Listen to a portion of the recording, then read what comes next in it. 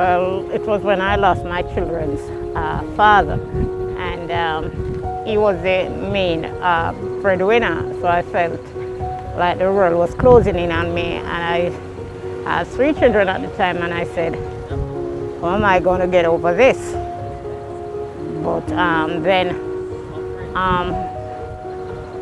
I turned to my Heavenly Father. I remember my son at the time, he was about 12. He had just did his reset and just started high school, and he was very close to his dad. And I really wanted to cry. But I wanted to be there for him because I know he was feeling it more. And then when I prayed, and prior to me praying, I could not sleep. And then I prayed at night. I could feel, Jehovah God, spirit, I feel a calm come over me. I slept that night like a baby. And I felt strong from them go on. And even there are times when there were difficulty along the way, but he had pulled me through because most of them now had gone through high school, have gone through college, and I've passed that time. So.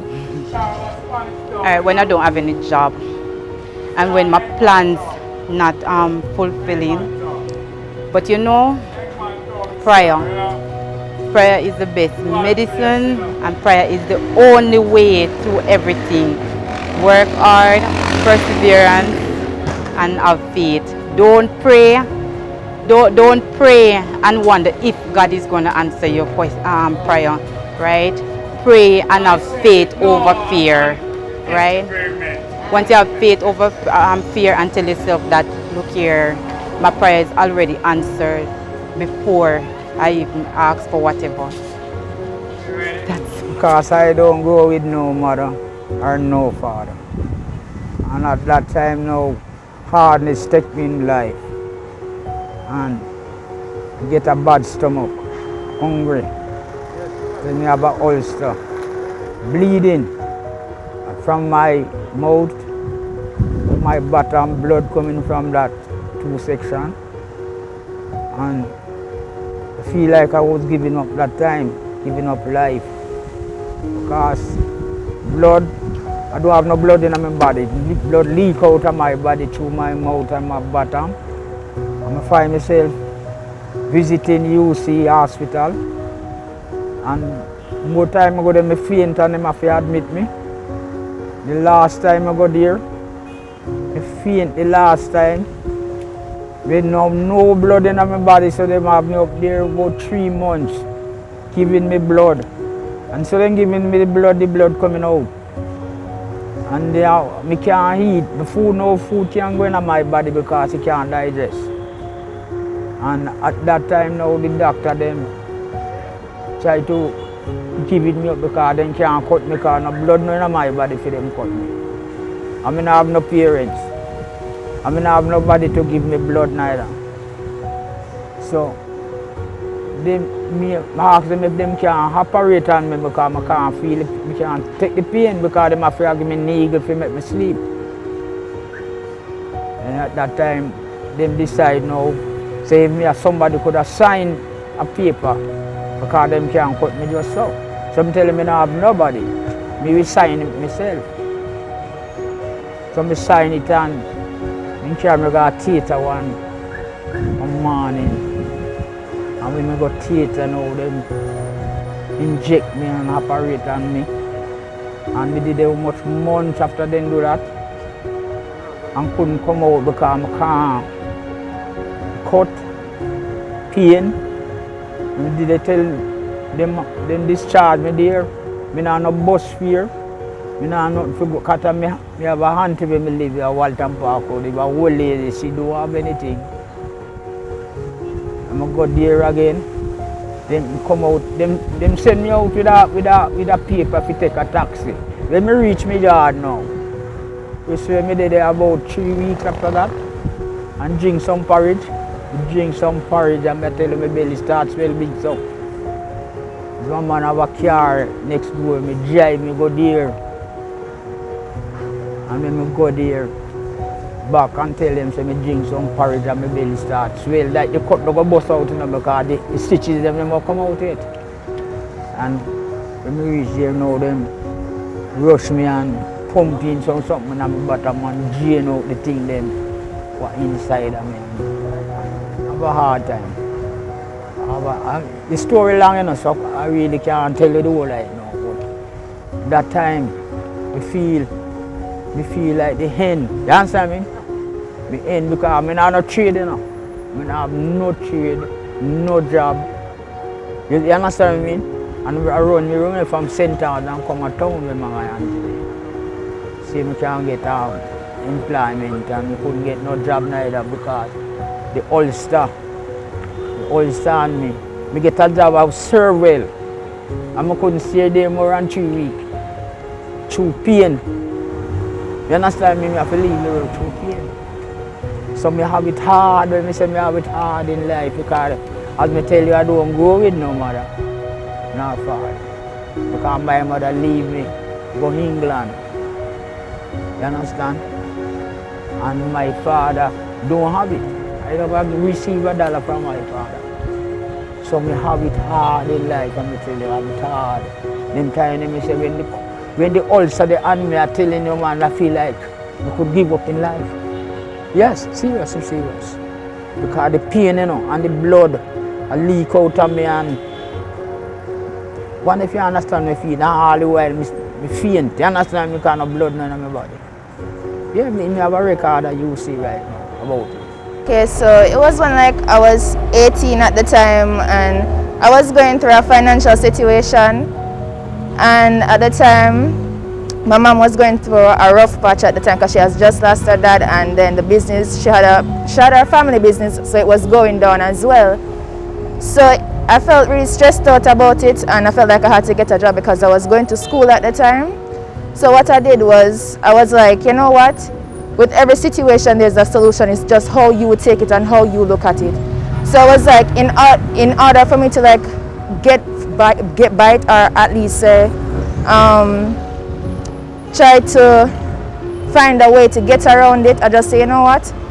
Instead of pushing myself this hard, I'm just gonna take everything as a step at a time and try my very best to like find something to do, whether it's a supermarket job or something of the sort. I just try to do it and get by it just like that, and try to save what I can and at least put off school, get a LOA, leave of absence, work part-time, and when I had enough money to pay off what I need to pay off, I just go back to school again. And right after that, something came through for us. So I had to like think positive and try to find a way. You have to, everything is time and it's just how you take it. Sometimes you're not gonna have nobody for back you. Sometimes you're going in your darkest time of your life, but it's how you take it and how you look at it. It's either you sit in it or you're gonna think positive and try to fight whatever you're going through and find a way out. Because there's always a solution. There's always tomorrow. Once you have life, there is always a next step to go. So there's nothing near boundaries, just your mindset. Well, you know, every day, you know, is just something you have to deal with, and I get over it through meditation and going to church and speaking with friends and family, and counseling, and just hang out with friends and family, and just read and just get a lot of rest and eat healthy. So, when was the time that you felt like giving up? What was happening? Well, a lot of things was happening still, you know, your finances, relationship with friends and family and your spouse, and things like that now takes a toll on you emotionally and psychologically, and sometimes it drives you into a deep depression and you become despondent and overwhelmed by the challenges that you face on a day-to-day basis. But you know, with time, it heals wounds, and by just reflecting and through deep self-examination and introspection, and with my relationship with my friends and my family, I learned how to get over it. And these things happen to you on a day-to-day basis because, you know, every day you get up is a challenge, is a battle to survive, and you have money issues, you have relationship issues, you have work issues, you have school issues, you have so many issues bombarding you. And with the pandemic and the isolation and the lockdown and the quarantine, that takes a toll on your psychological and your emotional well-being. And a lot of times you feel like giving up and just throwing in the towel. and thank God for family and friends and the people in my life who have helped me and who have motivated me, encouraged me and inspired me. It has given me a great boost to get up and to stand up and to face the challenges of life head on.